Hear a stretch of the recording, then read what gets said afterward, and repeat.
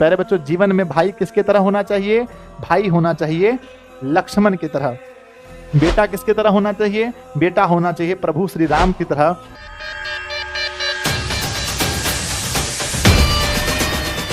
आप लोग भी जब कहीं घूमने जाइएगा शादी विवाह होने के बाद, तो बच्चों ये चैप्टर बहुत काम आएगा आपको, ठीक है ना। आइए मैं छोटी सी कहानी सुनाऊंगा आपको, यहाँ पर मजा आएगा। बच्चों पता है कि भगवान राम के पिताजी का नाम क्या था? महाराज दशरथ। दशरथ की कितनी पत्नी थी? तो 3 पत्नियां थी। क्या नाम था? पहला कौशल्या, दूसरा का नाम क्या था? सुमित्रा, और एक का नाम क्या था? केकई। तो बच्चों उसकी जो पत्नी केकई थी, है ना, जो उसकी पत्नी केकई थी वो बच्चों मंथरा की बात मानती थी। केकई का बेटा का नाम था भरत, और बच्चों कौशल्या की बेटा का नाम था राम, है ना। तो प्यारे बच्चों, पत्नी जब रुस जाती है तो पति को मनाना पड़ता है। पत्नी जो केकई थी कि पत्नी बहुत रुस गई, पति देव हम खाना नहीं खाएंगे ऊ करने लगी, तो पति ने बोला बोलो मांगो क्या चाहिए? बोला कि मुझे को तुम्हारी ही धरोहर मानते हैं, जब चाहो तुम पर अपने प्राण न्यौछावर कर देंगे। आपके प्राणों को लेकर मैं क्या करूंगी? मैं तो केवल इतना याद दिलाना चाहती हूँ कि उस समय आपने कहा था, प्राण प्रिय तुमने मेरी प्राण रक्षा की है, मैं तुम्हें 2 वरदान देता हूँ, मांगो क्या मांगना चाहती हो? मेरे वो 2 वरदान। आज्ञा करो, बोलो क्या चाहिए? आज अपने राम के नाम पर सब कुछ न्यौछावर कर देंगे। पहले ये मांगू या ये मांगू? ये मांग लो। ये वरदान कहता है, अयोध्या का राज्य मेरे पुत्र भरत को मिले, राम को नहीं। क्या?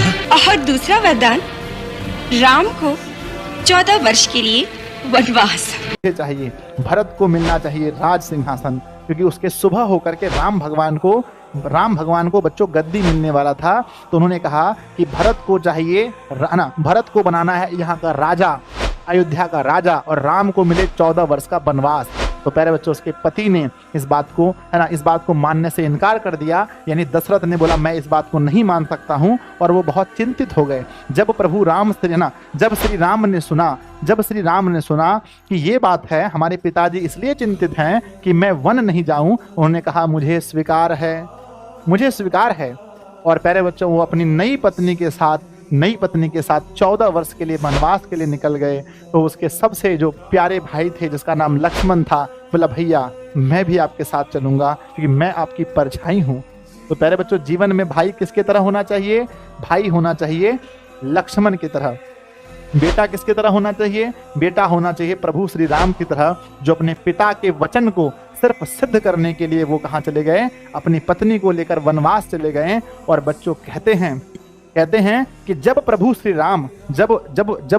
राम प्यारे बच्चों वनवास में गए तो सीता का हरण हुआ। उन्हें हनुमान जैसे सबसे परम भक्त, है ना, सबसे परम भक्त मिले। उन्हें सुग्रीव के जैसा क्या मिला? दोस्त मिला। तो प्यारे बच्चों कहते हैं, ध्यान दीजिएगा, तो बच्चों लास्ट में जब प्रभु श्री राम रावण को मार करके जब वापस आए अयोध्या, तो उन्होंने सबसे पहले किस माँ को प्रणाम किया? बताओ, सबसे पहले प्रभु श्री राम ने किस माँ को प्रणाम किया? कमेंट बॉक्स में जल्दी लिखेंगे।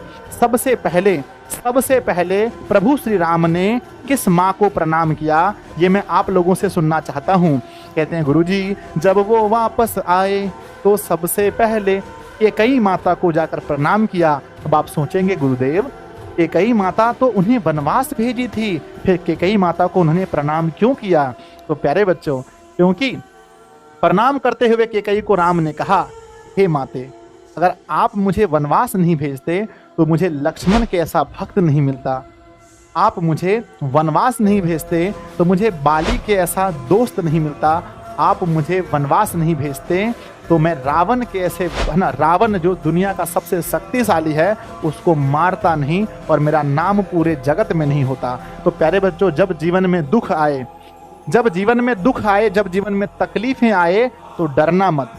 और जो लोग आपको प्यारे बच्चों जीवन में दुख दे रहे हैं, जो लोग तुम्हें बच्चों अभी नीचा दिखा रहे हैं कि तुम गरीब हो, तुम कुछ नहीं करते, तुम्हारे पापा ये हैं वो हैं, तो उन लोगों को धन्यवाद कहिए, क्योंकि वही लोग हैं जो जीवन में आपको आगे बढ़ने के लिए प्रेरित करते हैं। वही लोग हैं जो आपको जीवन में आगे बढ़ने के लिए प्यारे बच्चों उत्साह देते हैं।